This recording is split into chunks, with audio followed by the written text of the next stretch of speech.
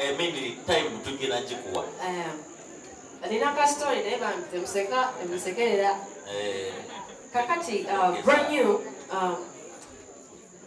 The few people that have been following my background, muchimanyi nti nali mpereza mmere, like a street food vendor.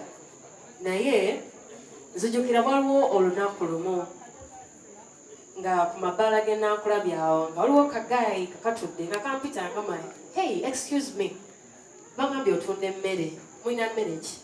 Nga gayi mubuulira mmere gye tulina, ng'asaba ekiwawaatiro nga ngina kimuleetera. Gayi ng'atulyako emmere enfunda eziwera. Ebiseera ebyo eyo mu ghetto wansi ekiwawaatiro baakitundanga 15. So ng'omuntu alya emmere ey'enkumi 5 oba mugagga. Kubanga abantu balyanga mmere ya 15, 12. So ng'era bakasitoma abagula emmere ey'enkumi 5 tubakwatanga bagagga. So gayi ng'atulyako enfunda eziwera. So eventually ng'atugulako. So gayi ng'atandika okunkwana. Jjukira gayi already namwegombye dda, he's tall. Yali akiwawaatiro. Owuliriza ngenda mu maaso gayi ng'akwana. Nga tutandika kukola ki? Kweyagala nga muleetera emmere ng'oluusi mukubira n'esina nga baby toolye. Ng'agamba. So at this one time teyankubira. Nga mukubira nga mugamba yi baby leero togenda kulya. Nga ngamba genda kulya naye. Ng'abeera akyasasula. Ng'asasula ebiseera ebyo. Kati nga mukubira nga ngamba tanafuna ki ssente. So abadde alinze asooka akole kuba yali abeera awo ennakulabira nga waakolera ku dduuka electronics. So nga mugamba omanyi kankuleetera emmere ojja kusasula ng'okoze ki? Ng'ofunye. Kasitandika agaba mmere ya mukadde ku mabanja. Nga mugabanga etandika bwera emmere eweze ya mutwalo. Jjukira alya 5, giweze 2, giweze 3, giweze 4. Kati lumu omukadde ng'atunulako mu bitabo agenda okulaba amabanja ki? Nga mangi gagaba zaawedde bano abantu nga tubabanja. Ng'olowooza ssente ngenda zigisaayo, ssente ngenda ebintu katale ngenda bigisaayo ki? Out of panic. Nga mukadde mugamba tofaayo. Sozi yaŋŋambye embeera tebadde nnungi naye bw'anaafuna ssente agenda tusasula tumugumiikirizeemuko katono. Sozi nga njiwawo omubiri. Sozi musajja atalina nakukyakola kikyamanyi. Waayita mmeka nga mukadde tagwa ku sozi. Nga bamubuuza akanana akataano. Ssente ziri wangu banja ssente zange muli emmere yange walina emmotoka bulabula. Omusajja agamba kiki ky'oyogerako? Ebyo nno bigenda mu maaso ndi mu nnyumba neekwatidde ku kisenge bwe nti nkimanyi ssaawa yonna giwunye. Nga mukadde agamba omuwala wange yangambye akubanja ssente lwaki tonsasula? Osozi nze ssente z'oŋŋamba sikola ki? Sizimanyi yita muwala wo mubuuze. Nze buli mmere gye ndya wano nkola ki? Gisasula.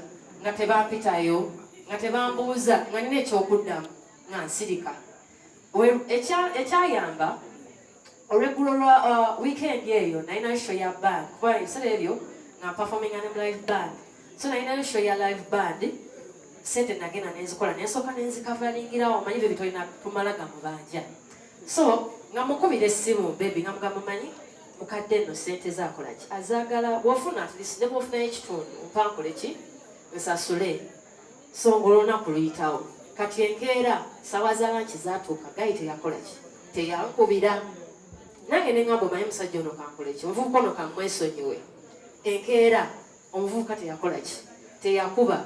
So olunaku olwokusatu nga ndi awo ngenda okulaba essimu ya baby ekola ki? Evuga nga nkwata. Ekyasinga okuneewunyisa muwala ye yakola ki? Ye yakola ki? Ye yambuuza n'agamba hello eno njogerako ne Priscilla. Baby yampitanga Priscilla. Ekitegeera. Ono njogerako ne Priscilla. Eddie yaŋŋambye ssaawa za lanki bwe zituuka kugamba ondeetera emmere agenda kusasula ssente ze zonna wamu.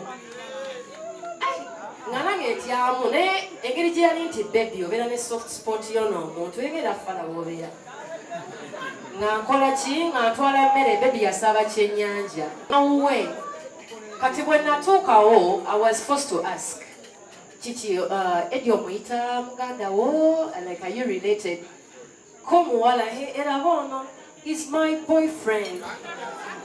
Wallahi, so even up to now, because I still have the same line, wallahi, I never work the same. I can never pick up that idiot.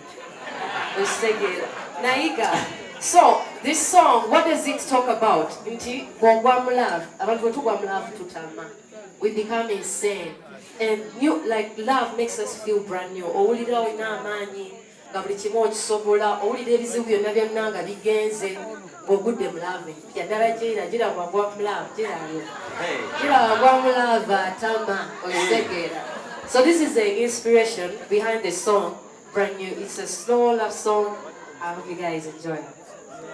Naye sozi yonna gy'oli kiwawaatiro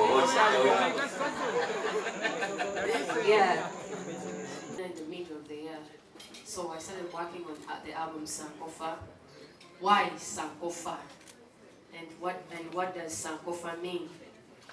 Sankofa is a concept that comes from Ghana, and it basically means, if I'm to summarize it, is to know your future, you have to first know your past. To be able to know where you're going, you have to first know where you come from. It is very easy to get lost if you don't know your past. And Nzenga, Azawi, how do I relate to such a concept? As creatives, tutukam period you feel like you're stuck, you feel like you're not inspired, you feel like you're not motivated anymore, you don't have that hunger as you used to, and it happens, and it is natural for that to happen. But what makes the difference is how are you able to overcome such a challenge. And I remember akasera ako kali kazibu nnyo gyendi, I started getting so worried, and and the advice they gave me is I should be the person I used to be before I even became Azawi. Because boyingira mu industry, over when you enter into a different area or like a different part or experience in your life, there are few things about you that change, and it is natural. But when the basics of who you are also start changing, then that means you have to retrace a little bit, you have to rediscover yourself a bit. So, after having a conversation with Julius and Benon, they told me that Azawi, studio, you're so afraid, like you are letting this situation eat you up. Like you have to fight and get out of that situation. We know Purana, you have to find a solution, because the only way you can overcome this is to keep on working, keep on doing the things you used to do. So, when now the day you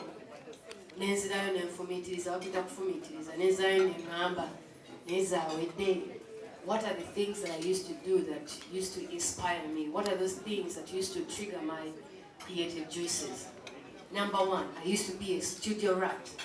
So on realizing that, studio.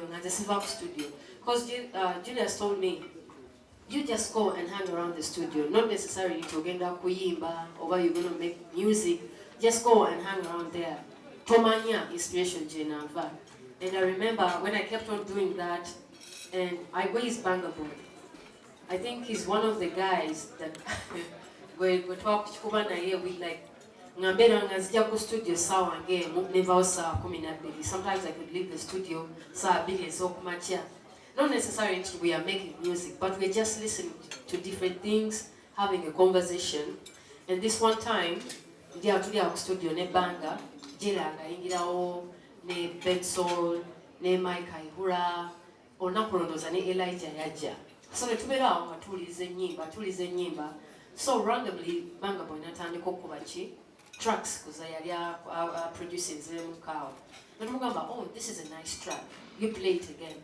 Before I knew it, I started writing, I started creating music, and I think rediscovering myself and doing the things that I used to do helped me overcome the challenge that I was going through right now to be able to move forth.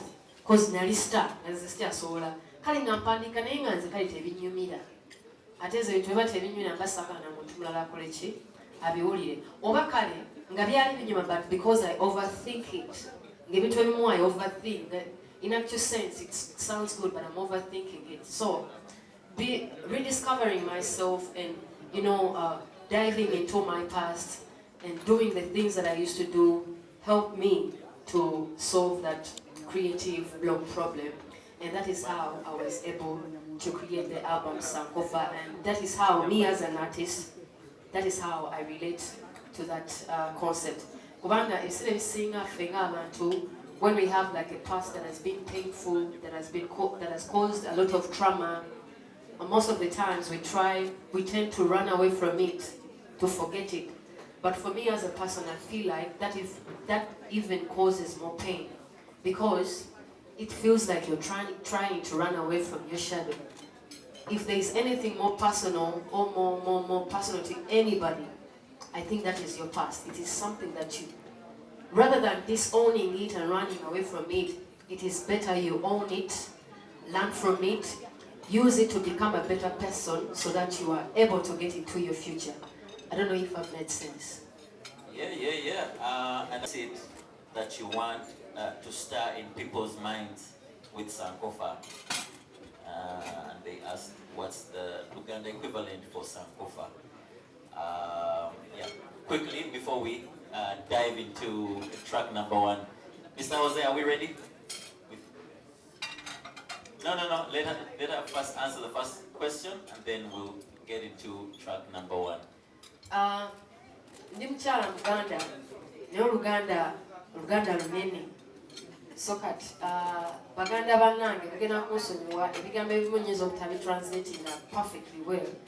But if I'm to try, kiba kitegezaako kutegeeza kiri nti okusobola okutuuka mu biseera bye eby'omu maaso olina okusooka okumanya wa gy'ova, gyenvuddewo, ebyo byonna ebikukwatako n'obi-embracinga. Muntegera yange, it's basically kwezula. Okwezula, rediscovering yourself. Considering kwezula. Okay, they ask, what is it that you want to star in people's minds with this album? Because this album is personal. This album is personal. For the first time, I've had a couple of interviews, and it is the same information that I'm gonna pass on. That it is okay to be vulnerable. It is okay to talk about things that made you feel like you're weak. Because being able to have that confidence to share your vulnerability to other people makes you even more stronger. So on this album, I'm sharing about my personal life, talking about a few things that I went through when maybe my love, maybe in other areas of life. For example, the first before the craft Sankofa, there's a song called Champion. Why did I even write Champion? Champion is track number 2. Because nali nerabidde nti ndi wakabi. Buli omu akikutuukako eyo. Nolabirayo nti maani oli wakabi. N'otandika okubeera nga tokyekkiririzaamu, n'otandika okubeera nga olaba buli kintu tokyakisobola. But how was I able to remember that I'm so good at what you do, at what I do? The song is not just Champion. It's Champion from Africa. Yes. So, omanyi kirungi nnyo, omanyi abantu abamu social media eno tugikozesa ebintu ebikyamu, but nze zawedde nasalawo gikozese for the good reasons. Every time when I'm feeling low, when I'm feeling uninspired, I go back and I read those comments. You guys, mwabasinga okunzizaamu amaanyi, nosanga oli omuntu n'agamba singa nfunayo chance, just nembeerako n'Azawi, oyo omwana singa kimanyi yasinga, omwana oyo singa kimanyi nti tumukkiririzaamu. So every time I read those positive comments, it makes me remember again that I'm a champion. And that is how your comments, your positive and supportive information and comments help me to rediscover myself and remember that I'm a champion, that I'm a winner no matter what. In that never I'm failing, I will stand up again and move forward. All right. Okay, let's dive right in. Abbas, I need to know, Are we skipping the intro or we are diving straight into? Okay. Okay, intro to sankofa.